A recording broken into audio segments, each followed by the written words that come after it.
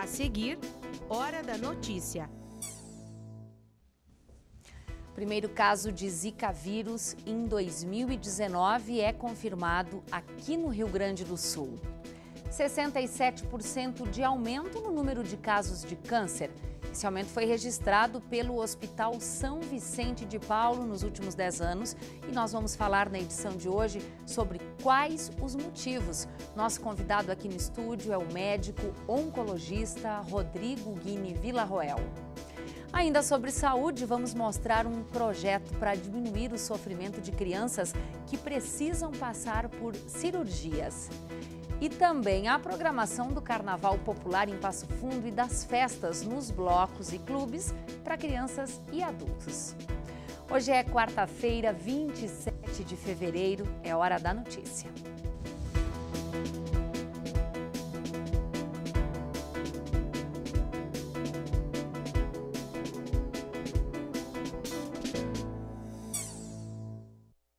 Um projeto para diminuir o sofrimento de crianças que precisam passar por cirurgias foi apresentado ontem pelo Hospital São Vicente de Paulo.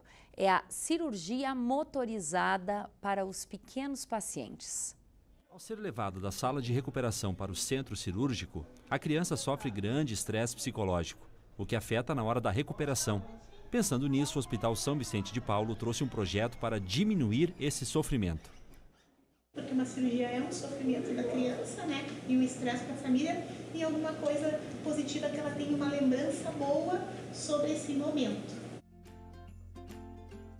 A iniciativa é espanhola, mas o projeto aqui na cidade foi criado pelo cirurgião pediátrico Gustavo Castro e pelo cirurgião torácico João Isidro. A ideia é que a criançada não fique nervosa durante a ida à sala cirúrgica. Com a doação de alguns médicos, o hospital adquiriu 2 carrinhos elétricos para o trajeto dos pequenos pacientes. A sala cirúrgica também foi modificada para receber as crianças.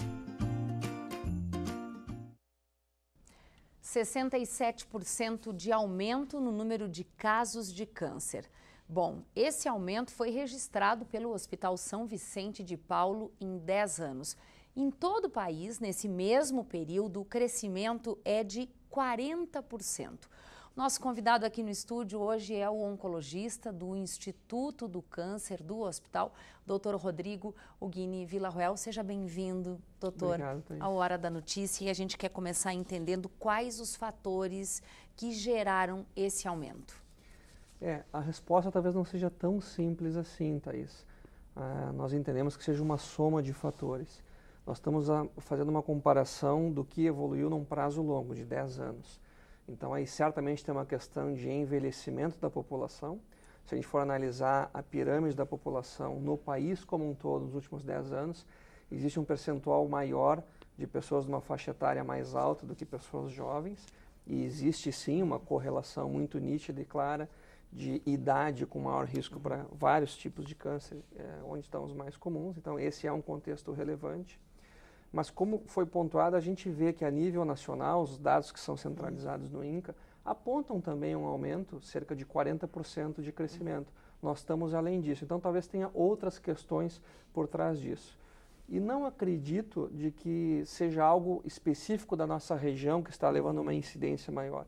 Nós temos que entender que esses dados são baseados num registro de pacientes que passam pela estrutura do hospital, ou seja, qualquer paciente com diagnóstico de câncer que faça alguma etapa do seu tratamento dentro do hospital, da parte de cirurgia, de quimioterapia, de radioterapia, ou mesmo de diagnóstico, uma biópsia diagnóstica, vai ser registrado como um caso em potencial. Então, nós temos certamente um aperfeiçoamento da nossa metodologia de registro, tem uma equipe enorme de pessoas vinculadas a esse trabalho especificamente, e obviamente o hospital cresceu como um centro de referência. Nós temos hoje no São Vicente todo o referencial humano e tecnológico para atender todos os casos de câncer. Fazendo com que as pessoas busquem, então, mais facilmente por esse espaço. Exatamente. Esse seria um dos motivos. Exatamente. Então, existe um referenciamento maior em centros de maior condição de tratar esses de maneira mais completa, né? E isso leva a um registro maior. Mas tem certamente envolvido com isso também as questões de hábitos de vida, de modificação de estilo de vida, isso na população como um todo. e é um alerta que a gente faz porque isso está dando um impacto, sem dúvida, nas incidências, nas taxas que a gente vê ano após ano. Importante colocar que o Hospital São Vicente, por ser um polo regional, não atende só Passo Fundo e região. Pega uma ponta de Santa Catarina, então sim. Eles vêm de quais cidades? Esse levantamento apresenta esse número? Na verdade, a gente tem assim, esse registro mostrou que nós temos mais de 220 municípios atendidos com diagnóstico de câncer que vêm e passam pelo hospital ao longo de um ano. Ou seja, se a gente for colocar isso de uma outra forma, a estimativa é que pelo menos 2/3 dos pacientes diagnosticados com câncer são provenientes de outros municípios que não Passo Fundo. Isso mostra a força que o hospital tem, uma macro-região, de referenciar esses pacientes. A maioria é homem ou é mulher? É equilibrado esse número? Essa é uma curiosidade frequente, mas isso é bem nivelado, uma predominância leve na população feminina, mas não é algo relevante, são casos bem distribuídos entre os sexos. Quais os casos mais comuns de câncer apresentados neste levantamento? Certo. Número 1, câncer de pele, que é o cenário no país e no mundo, é o câncer mais frequente, mas o que menos preocupa do ponto de vista de saúde, porque é um câncer, na maior parte das vezes, de fácil resolução. Depois a gente vem destacando também nas incidências, que está de acordo e alinhado com a estatística nacional, câncer de mama nas mulheres, câncer de próstata nos homens, e em ambos os sexos, câncer de intestino, câncer de pulmão, e não posso deixar de citar também nas mulheres o câncer de colo uterino, que ainda tem uma elevadíssima incidência, o que mostra que nós temos que melhorar em termos de saúde pública, porque nós sempre destacamos que o câncer de colo uterino é um câncer que afeta mulheres mais jovens e que é um câncer passível de prevenção, porque você tem um tempo, do ponto de vista da biologia da doença, para interferir nessa evolução antes de se transformar num câncer, que é o que todo mundo conhece como o teste do Papa Nicolau, o exame preventivo, que tem esse potencial, mas que ainda não é feito na amplitude que nós gostaríamos no país como um todo. Assim como as mamografias, que poderiam sim diminuir esse índice alto de mulheres com câncer de mama. Ou seja, falar o óbvio aqui, mas é preciso de mais políticas públicas e de mais acesso à saúde. Ao mínimo diagnóstico precoce, que já é um grande objetivo que a gente tem hoje, porque isso tem uma relação com as taxas de cura que a gente obtém. Mas existem ferramentas que a gente pode usar também para prevenção do câncer, né? Que são métodos de vacinação. A gente sabe que tem algumas doenças, alguns cânceres que são vinculados a infecções. O câncer de colo uterino ele pode ser visto com um aspecto nessa linha. Hoje a gente tem a vacinação contra o vírus do HPV, que tem uma vinculação enorme com o câncer de colo uterino. E o aspecto preventivo de outros exames, como o câncer de intestino, é um câncer potencialmente prevenível também. E, no mínimo, como a gente comentou, o diagnóstico precoce nas campanhas que a gente faz envolvendo as mulheres no Outubro Rosa, o Novembro Azul, os homens, desses dois cânceres que são muito incidentes de mama e de próstata, respectivamente. Doutor, só para a gente fechar aqui, mas de forma geral, para homens e mulheres, o que mais cada um pode fazer para evitar o desenvolvimento de um câncer? Cuidar da exposição ao sol, está vinculado isso muito ao câncer de pele. Abolir totalmente o tabagismo, esse é o maior inimigo formador de câncer, relacionado com taxas altas no mundo inteiro, onde a incidência é maior. Diminuir a ingestão de álcool, manter uma atividade física regular, isso pode ser uma coisa simples como uma caminhada, mas que isso seja um hábito de vida da pessoa, evitar o excesso de peso, a obesidade é um fator de risco para câncer, e uma alimentação saudável, né? Então, mais frutas, verduras, cereais, legumes, para a gente poder ajudar também em diminuir essas taxas todas. Isso são coisas que estão ao nosso alcance e que a gente pode atuar objetivamente para reduzir esses números. Doutor, muito obrigada pelas informações, bom trabalho para vocês. Obrigado. Obrigada. Olha, o Rio Grande do Sul confirmou, então, o primeiro caso autóctone de Zika vírus, que é quando a doença é contraída dentro do território do estado. Uma jovem de 17 anos de Gravataí começou com os sintomas no dia 7 de janeiro. Ela não fez nenhuma viagem para fora da cidade e está internada no hospital. Em 2016, o estado teve 44 casos autóctones de Zika. Em 2017, 2 casos importados e no ano passado nenhum registro. A Zika é uma das doenças transmitidas pelo mosquito Aedes aegypti, assim como a dengue e a febre chikungunya.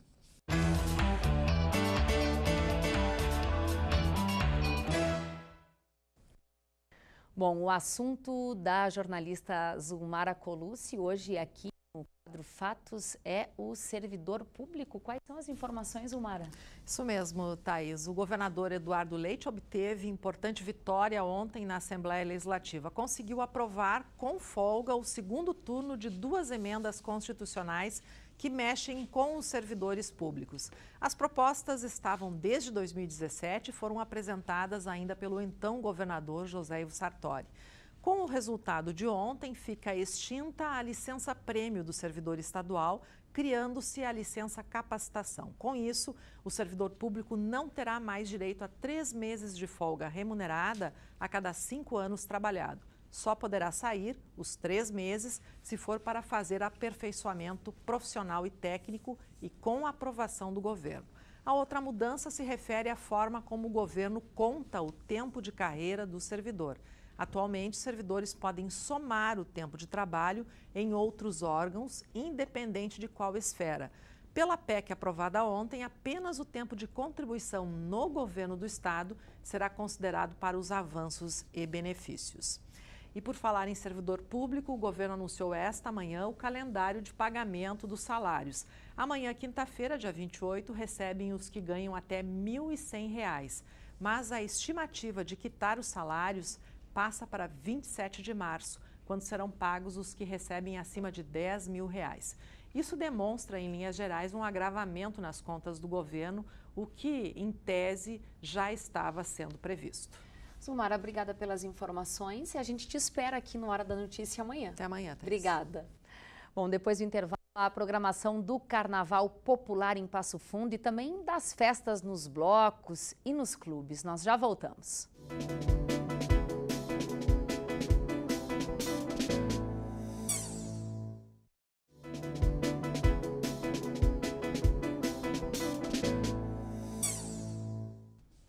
Hoje foi dia de uma recepção especial para os novos alunos aqui da Universidade de Passo Fundo. Olha, teve descontração e apresentação de todas as possibilidades desse universo que a UPF oferece.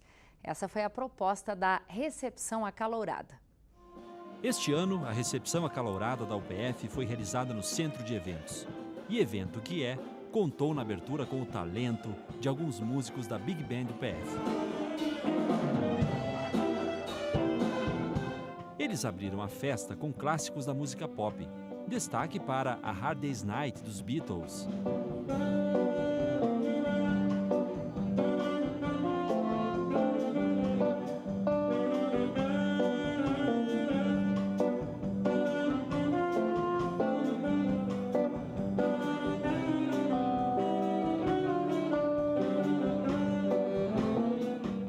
Depois, vídeos com depoimentos dos reitores deram o tom para os novos acadêmicos. As histórias profissionais e de engajamento à universidade foram contadas em vídeo e complementadas nas falas de cada um dos reitores.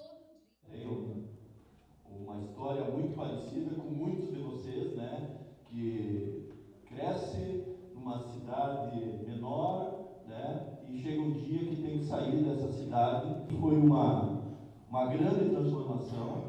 Sair de casa. Ela está na região, né? Está em Passo Fundo, está em Carazinho, está em Soledade, Casca, Lagoa Vermelha, Sarandi. Nesse ano a gente tem uma programação especial para os alunos, tentando mostrar um pouco do que é a UPF já no primeiro dia. A gente sabe que se adaptar e conhecer a estrutura tão grande como é a da nossa universidade demora algum tempo, mas a gente está preparando para que os alunos comecem na segunda semana já tendo uma ideia do que a gente faz em termos de ensino, de pesquisa e de extensão. Nós estamos recepcionando os nossos calouros a fim de que eles tenham um bom período entre nós, que eles conheçam melhor todos os espaços da instituição, as experiências que nós desenvolvemos e para que eles possam ter a melhor formação humana e profissional nesse tempo que eles estão conosco. Essa é uma pausa dramática. Então, se a gente começa a se perguntar para que serve o nosso conhecimento aqui dentro... E se a Universidade de Passo Fundo é um universo de possibilidades, fazer parte dessa galáxia e se apropriar das experiências únicas da vida universitária foi a proposta do professor de Sociologia Ivan Dourado. Só que polêmica. Por que eu posso começar afirmando que o peixe é o último a enxergar a água? Por que eu posso começar dizendo que isso poderia ser dito como uma verdade? Por que o peixe é o último a enxergar a água? E ele vive nela, ele nasceu nela, se tiver sorte o peixe morre na água, se não encontrar algum ser humano nesse caminho aí. A ideia é a gente mostrar o potencial dessa universidade, mostrar o que tem de projeto de extensão, pesquisa, o que o campus oferece e principalmente o potencial que tem dessa galera inovar, empreender e construir a diferença no mundo. O professor falou sobre graduação, as escolhas profissionais, o futuro e as oportunidades durante a trajetória acadêmica. Que o aluno possa desenvolver competências e habilidades na universidade e assim ele consegue trazer inovação e mudar e fazer algum sentido no mundo. No sentido dele se sentir incluído aqui também. Exatamente, essa é a ideia. No final do encontro, os acadêmicos conheceram as experiências e projetos desenvolvidos pelos cursos da universidade, em diferentes áreas, como a física, a biologia, artes.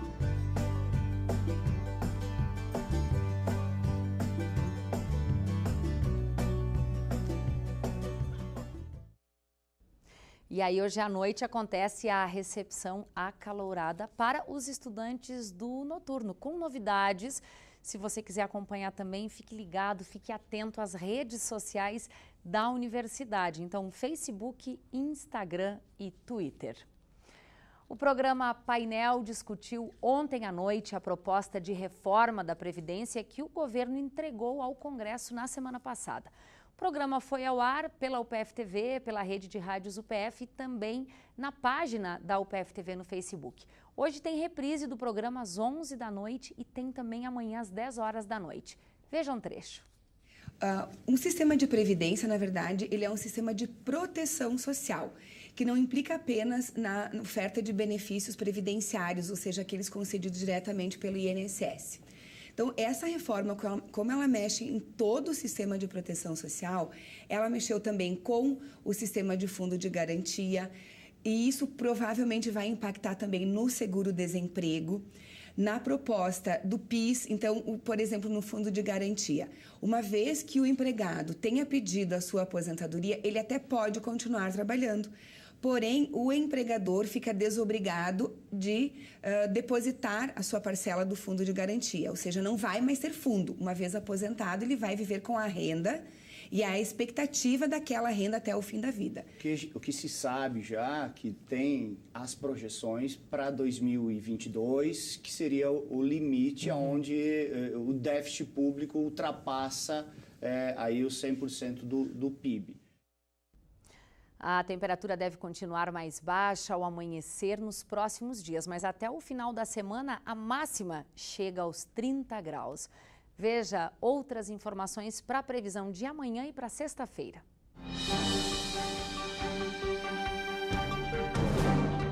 A previsão é de tempo firme para esta quinta-feira, sol com algumas nuvens, mínima 9 e máxima 22 graus. A previsão é a mesma para sexta-feira, sol com algumas nuvens e sem chuva no decorrer do dia, mínima 11 e máxima 25 graus. Neste ano, novamente, Passo Fundo não vai ter desfile de carnaval, mas para quem gosta dessa festa considerada a mais popular do país, tem muitas opções. Dá só uma olhada. Sexta-feira, dia 1º de março, os blocos de carnaval abrem a festa popular em Passo Fundo. Os foliões vão ter 5 noites de muito carnaval. A festa também acontece em alguns clubes da cidade. Tem carnaval adulto e infantil para os sócios e também para quem não faz parte do clube. Fique atento aos locais. E a Prefeitura de Passo Fundo realiza no domingo o 2º Carnaval Popular com entrada livre para todos. E olha, sobre o Carnaval Popular no Parque da Gari, o Jean Marmentini tem mais informações.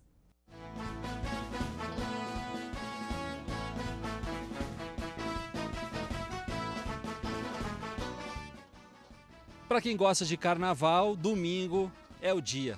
Aqui no Parque da Gari, evento de graça promovido pela Prefeitura de Passo Fundo, vai ter o 2º Carnaval Popular. A gente vai entender agora um pouco da programação do evento. Por isso eu falo com o secretário de Cultura, Henrique Fonseca. Tudo bom, Henrique? Tudo bem, nós vamos transformar aqui nessa segunda edição do Carnaval Popular, aqui o anfiteatro do Parque da Gari, num grande salão, num grande baile, né? Revendo um pouquinho da história dos antigos carnavais, com muito confete, serpentina, bandas, marchinhas, né? Os clássicos do samba, enfim. É uma atividade para a família como um todo, para as crianças, que vêm os pais, que vêm os tios, enfim, que vem o público adulto, porque tem shows, né, com os sambas clássicos, tem espaço para a criançada, com teatro, com vários outros shows, mas sempre o samba sendo o protagonista aqui no anfiteatro.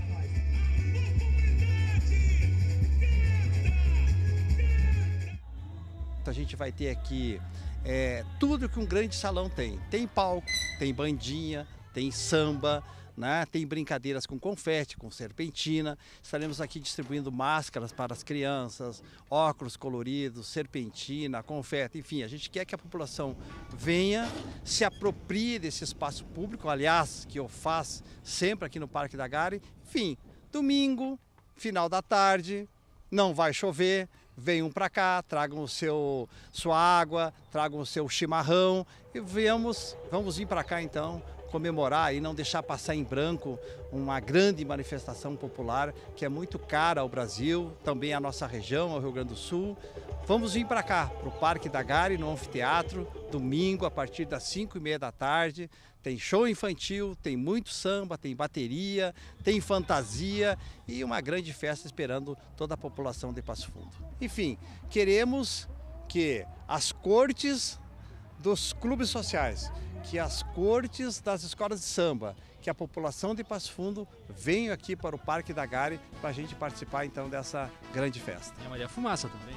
Temos a Maria Fumaça, é uma ideia muito legal que nós tivemos no ano passado.